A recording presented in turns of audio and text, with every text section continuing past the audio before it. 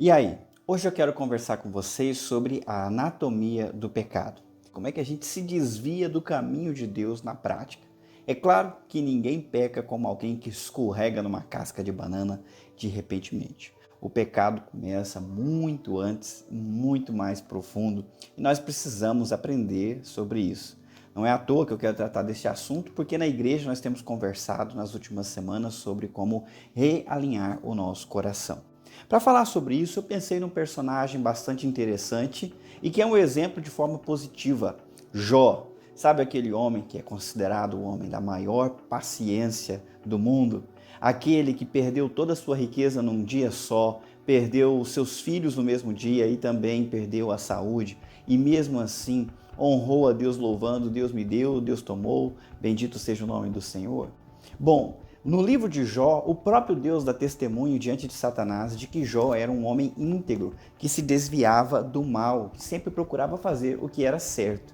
E isso é impressionante, como é que Jó conseguiu essa façanha de agradar a Deus com a sua conduta? A gente sabe que ele sofreu, literalmente comeu o pão que o diabo amassou, perdeu tudo, estava numa situação deplorável.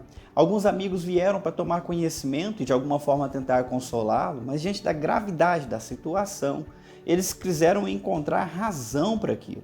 E a única razão que eles encontraram é que Jó tinha pecado, e pecado gravemente contra Deus. E na defesa que ele fez, especialmente na última defesa, que está lá no capítulo 31, eu quero destacar para vocês dois versículos, o 7 e o 8, que mostram um pouco do entendimento de Jó de como o pecado funciona e como que ele vencia o pecado muito antes de se tornar um fato, né? Um acontecimento na vida dele, ou um ato, se você preferir. Jó 31, versículo 7 e 8 diz: Se me desviei de seu caminho, se meu coração cobiçou o que os olhos viram, ou se sou culpado de algum outro pecado, que outros comam o que semeei, que minhas plantações sejam arrancadas pela raiz. Jó está se defendendo e colocando à prova, né, a sua conduta, dizendo que se ele fez, se ele cobiçou, se ele roubou algo de alguém, então que Deus pode tirar tudo dele, pode destruir tudo que é dele. Em relação à esposa, ele também disse: se eu cobicei a mulher de outro, né, que não a minha, então que outro durma com a minha esposa. Então ele tem convicção da sua conduta e está defendendo ela dessa forma tão veemente. Mas ele faz isso porque ele conhece a anatomia do pecado. No versículo 7, se me desviei de seu caminho, isso é pecado, isso aqui é errar a direção, né? É andar no caminho errado. Mas antes de andar, ele fala: se meu coração cobiçou, lembrando que o nosso coração é que dirige o rumo da vida, é que determina o caminho. Mas antes do coração, ele colocou uma coisa mais interessante ainda: se o meu coração cobiçou o que os olhos viram. E é isso que eu queria trabalhar. Os olhos são como a janela da nossa vida. É por eles que nós percebemos a realidade à nossa volta.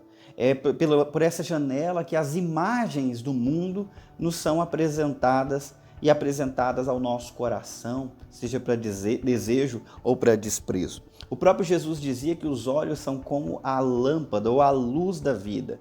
E se essa lâmpada for ruim, se ela está queimada, imagina o tamanho das trevas que nós vamos ter dentro da nossa vida, né?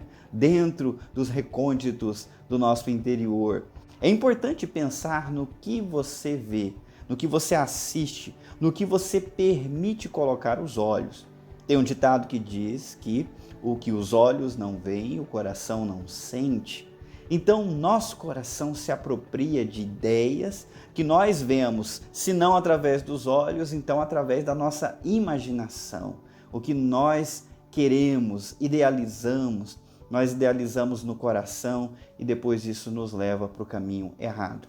Pensando nisso, talvez não seja interessante você lutar contra o pecado, mas lutar contra a natureza do pecado. Vencer essa batalha do jeito que Jó procurou vencer. No capítulo 1, no versículo 1 desse capítulo 31, ele diz: fiz uma aliança com meus olhos de não olhar com cobiça para nenhuma jovem. Ou seja, ele não quer nenhum mandamento para dizer para ele não olhe ou não cobiçarás a mulher. Ele mesmo fez um trato com os olhos dele, para ele não ser seduzido, não cobiçar o que é dele e assim não andar por um caminho errado. A dica está aí.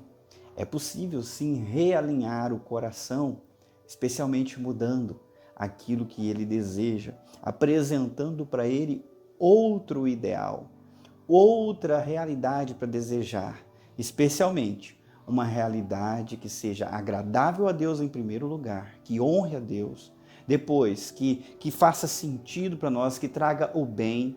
Tem que tomar cuidado porque muita coisa que nós desejamos, ainda que nos traga uma gratificação instantânea, uma satisfação, porque o pecado é satisfatório, no final entrega prejuízo, entrega desconstrução, entrega infelicidade e destruição, não só para a gente, mas também para o outro. Agora, aquilo que é bom, que é desejável de verdade, promove o nosso bem, promove o bem dos outros e, acima de tudo, promove a glória de Deus. Vença a luta contra o pecado. Se você pecou, é claro que você tem um advogado, e se você confessar, será perdoado. Mas se você não quer pecar, procure honrar a Deus. Se imagine glorificando a Deus com a sua conduta em tudo que você faz, especialmente o que você imagina, o que você deseja. Se você está gostando desse assunto, por favor, curta, compartilhe com mais pessoas e não deixe de acompanhar as nossas programações aqui na Igreja Presbiteriana Nova Jerusalém, em Campinas.